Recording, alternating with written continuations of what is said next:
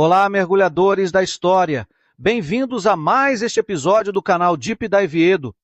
Eu sou o professor Jesuel e hoje iremos mergulhar fundo nos ecos da Revolução Francesa lá no Caribe, mais precisamente na ilha de São Domingos, atualmente conhecido como Haiti, e iremos desvendar o fascinante conceito do jacobinismo negro.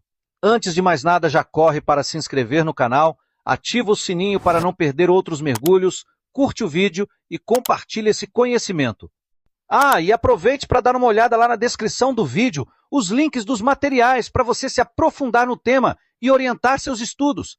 Seja você professor ou estudante, não importa, vamos nessa! Imagine uma colônia tão rica que representava 2/3 do comércio exterior da França no século XVIII. Era São Domingos a pérola das Antilhas, movida pelo suor e sangue de 500 mil de pessoas escravizadas. A palavra Haiti vem do idioma Arahuaca, que era a língua dos antigos habitantes da ilha. Haiti, e significa, portanto, terra montanhosa, ou terra de montanhas altas. Mas essa terra era mesmo um inferno para os africanos escravizados. Com trabalho exaustivo nas plantações de açúcar e café, a expectativa de vida era de apenas 21 anos. Mas como essa realidade explodiu na primeira revolução de escravos bem-sucedida do mundo? A resposta está nos ventos da Revolução Francesa. Em 1789, a França gritava por liberdade, igualdade e fraternidade. Liberté, égalité, fraternité em francês. O lema nacional da França, originado durante a Revolução Francesa. Esses princípios refletem os ideais iluministas que inspiraram a luta contra o absolutismo das monarquias da época, que reforçava os privilégios da aristocracia e aumentava as desigualdades sociais. Liberdade, liberté, o equilíbrio entre o indivíduo e o coletivo e corresponde ao direito de agir sem opressão por meio da liberdade de expressão, liberdade religiosa, de associação, direito à propriedade e a rejeição ao autoritarismo e à censura, e tem como limite a seguinte premissa: a liberdade de um termina onde começa a do outro. Destarte, a liberdade em seu cerne é um sonho de autonomia. Nasceu como um grito contra as correntes do absolutismo, da censura e dos privilégios hereditários que aprisionavam o indivíduo ao destino imposto por nascimento. Rousseau, em seu Contrato Social, já alertava que a verdadeira liberdade não é do estado natural, mas a que emerge de um pacto coletivo, onde o indivíduo se doa à sociedade para receber dela proteção e legitimidade. Assim, a liberdade moderna não é ilimitada. Ela se constrói na fronteira delicada entre o desejo individual e o respeito ao outro. A liberdade de expressão, por exemplo, é um farol das democracias, mas a sua luz revela sombras quando confrontada com discursos de ódio ou desinformação. Não existe liberdade de expressão absoluta. Quando se transpõem os limites do outro, se está sujeito à responsabilização, e isto é óbvio, ou pelo menos deveria ser, não é? Como dissemos anteriormente, o meu direito termina onde começa o do outro. Isso nos remete à ética do convívio, em que a liberdade só floresce quando reconhecemos a nossa interdependência ou ainda na máxima, não fazer para o outro o que não deseja para si mesmo. Isto é ética no seu puro sentido. Você não acha? Registre nos comentários suas hipóteses, que é muito importante para a comunidade Deep Dive Edo. Como diz Cecília Meirelles, a liberdade, essa palavra que o sonho humano alimenta, que não há ninguém que explique e ninguém que não entenda. Frase imortalizada no premiado documentário escrito e dirigido por Jorge Furtado, Ilha das Flores, de 1989, e que deixo o link na descrição do vídeo para vocês assistirem. Vale a pena! Em suma, não há liberdade plena em uma sociedade onde uns são livres para oprimir, enquanto outros são livres para morrer na miséria. Se a Revolução Francesa libertou camponeses e burgueses, não fez o mesmo para mulheres e colonizados, que permaneceram sem direitos. Paradoxo este que ecoa até hoje, quando governos que se dizem democráticos celebram a liberdade enquanto negligenciam direitos e toleram desigualdades estruturais, talvez pela própria sobrevivência do sistema capitalista, que necessita de pobres na miséria. Igualdade, égalité, a utopia em construção. A igualdade é o princípio mais desafiador, pois exige não apenas leis justas, mas a transformação das estruturas que perpetuam privilégios. A Declaração dos Direitos do Homem e do Cidadão de 1789 proclamou que todos nascem livres e iguais em direitos, mas a história mostrou que nascer livre não basta quando o acesso à educação, saúde e oportunidades está condicionado ao berço, à cor da pele ou ao gênero. A igualdade perante a lei é um avanço monumental, mas insuficiente.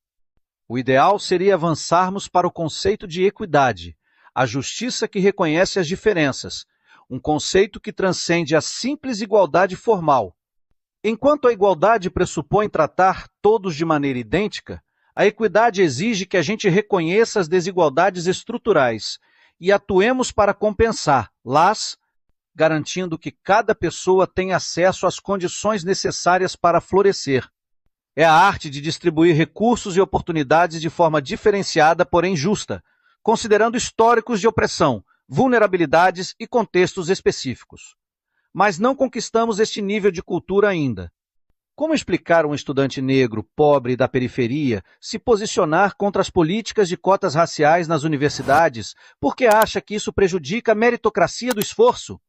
Um rico e um pobre podem ter o mesmo direito a um julgamento justo, mas quantos podem pagar por uma defesa competente?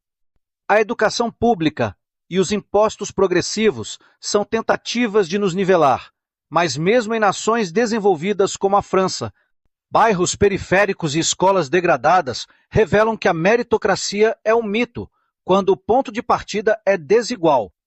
A crítica aqui é dura. A igualdade formal, sem justiça social, torna-se uma farsa, e sem justiça não há paz. O iluminismo nos deu ferramentas para questionar hierarquias, mas coube aos movimentos sociais como o feminismo, ao antirracismo, entre outros, lembrar que a igualdade não é um presente da lei, mas uma conquista diária. Fraternidade, fraternité, a arte de cuidar do outro. Se a liberdade e a igualdade são direitos, a fraternidade é um dever, quase uma obrigação. Ela transcende o individualismo e nos convida a enxergar o outro não como rival, mas como parte de um mesmo corpo social. Será isso que queremos dizer quando nos referimos à empatia? A fraternidade de frater, de irmão, é originalmente inspirada na caridade cristã, mas foi secularizada pela Revolução e transformou-se em políticas de bem-estar social, saúde pública, aposentadorias, auxílio aos desamparados. É o reconhecimento de que nenhum ser humano é uma ilha. Nossa dignidade está entrelaçada com a dignidade do outro. Mas mesmo a fraternidade enfrenta crises. Em tempos de neoliberalismo, onde o mérito individual é idolatrado, como justificar impostos que redistribuem a riqueza? Como cultivar solidariedade em sociedades fragmentadas por polarizações políticas ou medo do diferente? Vivemos na pandemia de Covid-19 a exposição dessa tensão. Enquanto alguns negavam a ciência em nome de uma liberdade egoísta, outros arriscavam suas vidas para salvar desconhecidos. A fraternidade, portanto, não é um sentimento passivo ou uma simpatia, é uma escolha política. Exige que enxerguemos a humanidade no refugiado, no pobre, no idoso abandonado, da criança desamparada e violentada. Mas será que esses ideais e princípios valiam para todos? Os escravizados de São Domingos ouviram o eco dessas palavras e perguntaram: e nós? Aí entramos no jacobinismo negro. O termo jacobino vem do clube político francês que defendia mudanças radicais. No Haiti, significou a radicalização da luta por liberdade. Em 1791 estourou a revolta. Liderados por Toussaint Louverture, cujo nome em francês significa abertura, os escravizados viraram o jogo.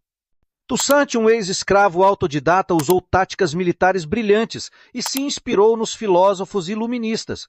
Dizia ele que nossa liberdade não é um presente da França, é nossa conquista. Como eu disse, sem justiça não há paz. Mas claro que a França não queria largar o osso, não. Napoleão Bonaparte, em 1802, tentou reescravizar o Haiti. Adivinha o que aconteceu? Os haitianos, agora liderados por Jean-Jacques Dessalines, esmagaram as tropas francesas e em 1804 nasceu o primeiro país independente da América Latina, a primeira república negra do mundo. A Constituição de 1805 decretou: nenhum branco será dono aqui, artigo 12, e todos somos negros, artigo 14. Radical, não é? Mas era a única forma de apagar divisões raciais e criar uma identidade nacional. Mas por que o Haiti, mesmo heróico, foi excluído do primeiro encontro das nações americanas em 1826? Por medo. As potências escravistas temiam que a Revolução Haitiana fosse um vírus da liberdade. E o preço da independência? Uma dívida astronômica imposta pela França em 1825, que estrangulou a economia haitiana por décadas e tornou o país pobre que é hoje. Então reflita comigo, como uma revolução inspirada no iluminismo europeu terminou sendo mais ousada que a própria Europa? E por que o Haiti, símbolo de resistência, ainda enfrenta tantos desafios hoje? Deixo estas questões para vocês pensarem e responderem nos comentários. Espero que tenham curtido esse nosso mergulho. Se você quer saber mais, corre na descrição do vídeo e veja os links dos materiais de aprofundamento e estudo que disponibilizei lá. Por favor, não deixem de se inscrever no canal, curtir, comentar e compartilhar esse conteúdo com todo mundo. Cada like ajuda a espalhar o conhecimento. Lembre-se, história não é só passado, é chave para entender o presente e construir nosso futuro. Até o próximo mergulho no Deep Dive Edu. Lembre-se que liberdade não se pede, se conquista. Tchau!